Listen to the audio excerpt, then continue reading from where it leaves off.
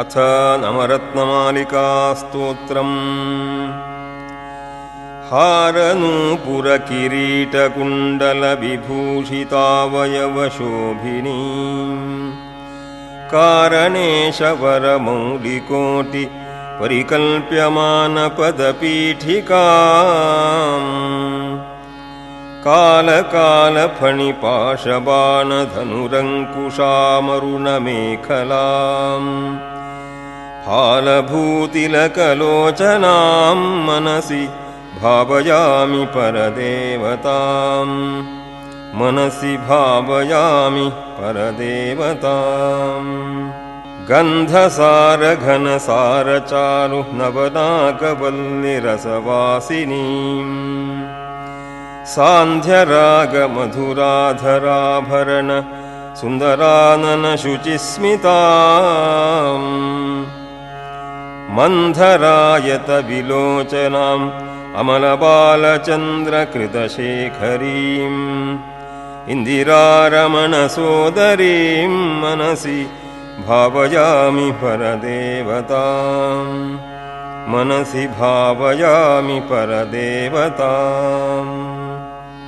स्मेरचारुमुखमण्डलां विमलगण्डलं विमणिमण्डलां हारतामपरिशोभमान कुजभारभीरुतनुमध्यमां वीरगल्पहरनूपुरां विविधकारणेशवरपीठिकां मारवैरिसहचारिणीं मनसि भावयामि परदेवताम् मनसि भावयामि परदेवताम्।